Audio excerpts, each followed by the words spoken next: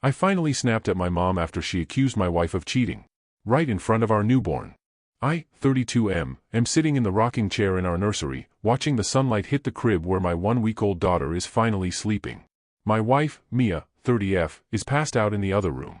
She's exhausted, not just from the labor or the late-night feedings, but from 8 years of carrying the weight of my mother's malice while I stood by and watched. I'm using a throwaway account because my main is known by my sisters, and right now, my phone is a war zone of notifications. I've been called a traitor, a mommy hater, and told that I've abandoned the only blood that matters. But looking at my daughter's face, I realize that for the first time in my life, I actually know what blood and family mean. And it isn't the woman who birthed me. To understand why I snapped, you have to understand the woman my mother is. She doesn't just make mistakes, she detonates lives. She was married to my 2 older sisters' father when she started an affair with my dad. She didn't just leave her husband, she left the state, dragging my sisters along as accessories to her new life. When I was 4, the new car smell of her relationship with my father wore off. She decided she was done with him, too. She moved us back to the town where my sister's father lived, but instead of being a mother, she moved my sisters, then 12 and 14, into a house and told them they were in charge of me. I don't remember her ever making me a sandwich or tucking me in. I remember my 12-year-old sister trying to figure out how to use a microwave so I wouldn't go hungry. When I was 6, she met a new man. I don't even remember his name, just that he had a motorcycle and she liked the way he looked at her. One Tuesday, she packed a bag and dropped all 3 of us off at our respective fathers' houses. She didn't leave a note. She didn't leave a phone number. She just vanished for a year. My father was not a parent. He was a man who worked, drank, and lived a solitary life. He didn't know what to do with a traumatized 6-year-old who cried for his sisters every night. He spent a year calling every contact he had for my mother, getting no answer. Finally, he gave up. He didn't call a relative, he called CPS. I was processed into the foster care system like a piece of lost luggage. I spent 2 years, the ages of 6 to 8, moving between 3 different homes. I learned very quickly not to unpack my bags. When my mother finally resurfaced after her fling ended, she didn't come back with an apology. She came back with a lawsuit. She claimed my father had kidnapped me and that she had been searching for me the whole time. It was a lie, but she's a beautiful woman who knows how to cry in front of a judge. She got me back, immediately met another guy, and dumped me on my oldest sister's doorstep. My sister was 18 by then, trying to start her own life, and suddenly she had an 8-year-old brother to raise. She did it, but she hated every second of the burden my mother placed on her. That's why we aren't close today. To her, I am a living reminder of our mother's selfishness. I didn't see my mother again until I was 24. Mia and I had just started dating, and we found out we were expecting. I was young, terrified, and desperate for a parent. When my mother heard the news, she suddenly appeared, playing the role of the doting grandmother-to-be. Then, we lost the baby. It was a silent miscarriage at 11 weeks. Mia was destroyed. I was a ghost. And my mother? She just stopped calling. She didn't come to the hospital. She didn't send flowers. She simply waited until the drama was over and checked out. This happened 3 more times over the next few years. Every time a pregnancy test was positive, my mommy issues would flare up. I'd call her, thinking this time she'd be the mother I needed. And every time we lost a child, she would disappear. I see now that she only wanted to be around for the status of a grandchild, not the reality of our pain. But even when she was around, she was poisoning the well. She would wait until I went to the store or the bathroom, and then she'd lean in close to Mia. She'd say things like, "You know, the miscarriages are probably a sign. I don't think you're meant to be a mother. My son needs someone stronger." Or she'd tell Mia, "He'll always choose me. You're just a girl he met, I'm the woman who gave him life." Mia never told me. She saw me smiling when my mom would take me out for mommy-son dates. My mom would demand I go to expensive lunches with her, always just us, Mia never invited, and she'd spend the whole time talking about herself or complaining that Mia didn't seem very welcoming. I agreed to 80% of these dates. I'd leave my grieving wife at home to go listen to my mother talk about her latest boyfriend. I feel sick even typing that. When this last pregnancy finally stuck, the behavior shifted from subtle to psychotic. My mother started showing up unannounced with half-eaten food. She'd bring a sandwich with a bite taken out of it and say, "I was eating this and thought of my baby. You need nutrients, honey. I don't trust what she cooks for you." She started buying me jewelry. Gold chains, rings, stuff I've never worn. It was like she was trying to mark me. At our baby shower, the tension was thick. Mia was 8 months pregnant, her feet were swollen, and she was glowing but exhausted. My mother stood up in front of Mia's entire family and said, "I'm not really excited about this baby. I'm indifferent, honestly. I'm just here for my son." The room went cold. Mia's mother looked like she wanted to slap her. I just laughed it off. "Oh, you know, Mom, she's just being quirky." I want to go back in time and punch myself. Our daughter was 7 days old. We hadn't slept more than 2 hours at a time. We had agreed, only my sisters and my mom could come over for an hour to see the baby. We needed peace. My mother showed up 20 minutes early. She didn't come alone. She brought my 2 uncles and 3 aunts. 5 extra people in a small, quiet house with a newborn. They wanted to see the baby, she chirped, pushing past me. The uncles sat on our couch, talking loudly about sports. The aunts started critiquing our nursery decor. My daughter, overwhelmed by the noise and the smell of various perfumes, started screaming. It wasn't a normal cry, it was a panicked shriek. Mia went to scoop her up, but my mother physically blocked her. She put her hand on Mia's chest and pushed her back slightly. "Stop," my mother snapped. "You're going to make her a spoiled brat. You need to let her cry it out right now. If you don't, you're going to ruin my son's life. He doesn't need to be up all night with a needy kid because you can't control your emotions." I saw Mia's lip quiver. She looked at me, pleading with her eyes. Finally, the fog cleared. I saw the woman I love being bullied in her own home by a woman who hadn't been a mother to me for more than 6 cumulative years of my life. "Shut the fuck up," I said. The room went silent.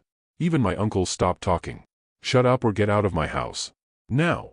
I walked over, took my daughter from the bassinet, and handed her to Mia. "Go to the bedroom, babe. Lock the door. I'll handle this." Mia left, her shoulders shaking with sobs. As soon as the door clicked shut, my mother turned on the waterworks. "How dare you speak to me like that? After everything I went through to bring you back from the kidnappers?" "You didn't bring me back from kidnappers, Mom. You brought me back from foster care because your boyfriend dumped you and you needed a tax write-off," I said. She scoffed and looked at her brothers. "Well, honey, I'm not even sure that baby is yours. Look at her. She doesn't have your eyes. And let's be real. Mia was a dancer. We all know what those girls are like. Given her track record, I'd get a test before I committed my life to another man's mistake." My mother, who cheated on her first husband, abandoned 3 children, and spent her life chasing men, was calling my wife, a woman who had only ever been with one other person before me, a whore. "The only whore in this house," I said, my voice shaking with rage, "is the one who cheated on her husband and abandoned her kids for a slew of men. You have spent your whole life being indifferent to your children. Get out. All of you. Get out of my house and don't ever come back." My mother started screaming about her unresolved trauma. She claimed she couldn't be a good mother because of the SA she suffered as a child. She pointed at my 2 uncles, the ones she had just invited over, and claimed they were the ones who did it to her. "Then why are they here, Mom?" I asked. "Why did you bring monsters to meet my daughter? Either you're a liar or you're a sick person for bringing them here. Either way, leave." They all stormed out. My sisters followed her, shouting that I was disrespectful. When the house was finally quiet, Mia came out. She didn't say, "I told you so." She just hugged me and cried. She told me she had been losing hope. She thought she was going to have to raise our daughter in the shadow of a woman who hated her, because I was too weak to stand up. Now, my phone is filled with texts from my uncles and sisters. They say I've lost the only family I had. They say my mom was just looking out for me because she didn't want me to be tricked. But they're wrong. I didn't lose my family last night. I found it. I found it in the bedroom where my wife is nursing our child. I found it in the silence of a house that no longer has a toxic ghost haunting the halls. I don't care about the jewelry. I don't care about the half-eaten sandwiches. I care about the woman who stood by me through 4 miscarriages and still had the grace to wait for me to grow a spine. Am I the a-hole? Update. The morning after everything blew up, the house felt strange in a way that was hard to describe. Quiet, but not peaceful. It was the kind of quiet that comes after a storm has passed but you can still see the branches scattered across the yard. Mia barely slept that night. Every time the baby made a noise she jolted awake, like her body was expecting another fight to start in the hallway. My phone never stopped buzzing. I eventually turned it face down on the kitchen counter because every notification carried the same energy. Angry texts from my sisters. Long paragraphs from my uncles about respect. My aunt sending dramatic voice messages about how I had humiliated my mother. It didn't matter that none of them had lived through what my childhood actually looked like. They had already chosen their version of events. Mia avoided asking about it. I could tell she wanted to, but she didn't want to start another argument or reopen the wound. She had enough on her plate with a newborn and a body that was still recovering from labor. The stitches alone made it painful for her to even sit normally, and yet she kept insisting she was fine. Watching her move slowly around the kitchen, trying to hold our daughter while pretending she wasn't in pain, made the whole situation feel even uglier. For 2 days there was nothing from my mother directly. The silence almost fooled me into thinking she had finally backed off. Then the first CPS visit happened. It was mid-afternoon. Mia had just gotten the baby down for a nap. Someone knocked on the door, firm and official. I figured it was a delivery driver or maybe a neighbor dropping something off. When I opened the door there were 2 women standing there with clipboards and neutral expressions. They introduced themselves and explained that a report had been made about the safety of our newborn. For a few seconds my brain didn't process what they were saying. I just stood there holding the door halfway open like an idiot while they talked about protocol and routine welfare checks. Mia heard the conversation from the hallway and came out with the baby wrapped against her chest. The look on her face when she realized what was happening is something I won't forget. She looked embarrassed. Not angry. Not defensive.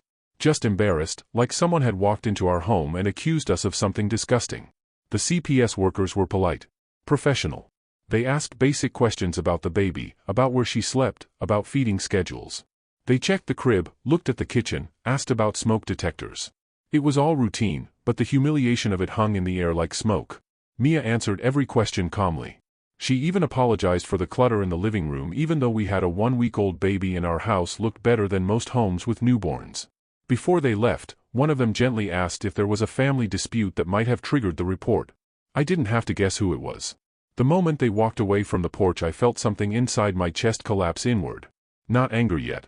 Just exhaustion. Mia sat down on the couch and stared at the floor for a long time. She didn't cry. She just kept rubbing our daughter's back and whispering little soothing sounds while the baby slept against her shoulder. Later that night, my mother finally called. I let it ring until it stopped. Then she called again. And again. Eventually she left a voicemail. Her voice sounded cheerful in a way that made my skin crawl. She talked about how she hoped the baby was doing well and how she was worried because she hadn't heard from us. She ended the message by saying she hoped we were taking good care of her. The implication wasn't subtle. 3 days later it happened again. Another CPS visit. Different worker this time, but the same report. Anonymous caller. Concerns about neglect. Concerns about an unstable household. That visit made Mia cry after they left. She locked herself in the bathroom for nearly 20 minutes. When she came out her eyes were red but she tried to pretend she had just splashed water on her face. I felt something shift inside me that day. It wasn't just anger anymore. It was clarity. My mother wasn't hurt or misunderstood. She was retaliating. And she was willing to weaponize government agencies against her own son and granddaughter to do it. The following week she escalated. It was early evening when the banging started. Not knocking. Banging. Hard enough that the front door rattled in the frame. I opened the door to find her standing on the porch with her arms crossed and that same dramatic expression she always used when she wanted an audience. She demanded to see the baby. Not asked. Demanded. She talked like she had rights to the house, like she was entitled to walk in and inspect the place. When I told her she needed to leave she immediately raised her voice loud enough for the neighbors to hear. That's when the accusations started. She claimed we were hiding the baby from her. She claimed Mia was unstable. She even suggested that Mia might hurt the baby if no one was supervising her. Hearing those words come out of her mouth made something inside my head snap. I told her to leave again. She didn't move. Instead she tried to step past me into the house. That was the moment I called the police. She completely lost control when she realized what I was doing. The screaming went from dramatic to full-blown hysteria. She started shouting about how I was an ungrateful son, how Mia had brainwashed me, how she was the only person who actually cared about the baby. The neighbors were definitely watching by that point. When the police arrived she switched tactics immediately. Tears, shaking voice, the whole performance. She claimed she was just a concerned grandmother who wanted to make sure the baby was safe. The officers listened politely but they also told her she needed to leave the property. She walked away eventually, but the look she gave me before getting into her car promised that this wasn't over. And it wasn't. Another CPS call came in less than a week later. At that point the caseworker started asking more direct questions about family conflict. I explained everything. The history. The confrontation. The harassment. The woman nodded slowly and told us something that stuck with me. False reports during family disputes weren't uncommon. She reassured us that our home was safe and that they weren't seeing any issues with the baby's care. Still, the fact that strangers kept showing up to evaluate our parenting because my mother wanted revenge made the house feel less like a home and more like a stage where we were constantly being judged. Then things got worse. One afternoon Mia was alone with the baby while I was at the grocery store. My mother showed up again. This time she didn't just bang on the door. She tried to open it. The front door was locked, but she rattled the handle and pounded so hard Mia thought the glass might crack. Our daughter started crying immediately from the noise. Mia called me in a panic. I could barely understand what she was saying through the tears. By the time I got home the police were already there. Apparently my mother had started screaming accusations from the front yard about kidnapping and abuse before the officers arrived. Seeing her standing there yelling while Mia held our crying baby inside the house is one of those images that burned itself into my memory. The officers warned her again. That should have been the end of it. But my mother has never been good at recognizing boundaries. The final incident happened about 2 weeks later. It was late afternoon. I was in the living room rocking the baby while Mia was in the kitchen warming a bottle. A car screeched to a stop outside. Then the pounding started again. Louder than before. Angrier. I opened the door just enough to see what was happening and immediately regretted it. My mother looked completely unhinged. Her face was red, her hair a mess, and she was shouting before I even spoke. She accused us of turning the baby against her. Against her. A newborn. When I told her to leave she shoved the door hard enough that it slammed into my shoulder. That was it. I stepped outside and told her she needed to get off the property. Instead she started swinging. Not hard, but enough that it was clearly physical. Neighbors came out again. Someone must have called the police because they showed up within minutes. This time the situation didn't end with a warning. She was arrested. Watching them put handcuffs on my mother felt surreal. Part of me expected the usual miracle where she cried and manipulated her way out of consequences. But that didn't happen. The officers had witnessed enough. By the end of that night I had started the process of filing for a restraining order. There was also a report for the physical altercation. Mia didn't say much about it afterward. She just sat on the couch holding our daughter and staring at the quiet house like she was trying to convince herself it was real. The fallout with the rest of the family was immediate. My sisters exploded. According to them I had betrayed our mother, destroyed the family, and allowed my wife to control me. Some relatives demanded I drop the charges. Others said I should apologize.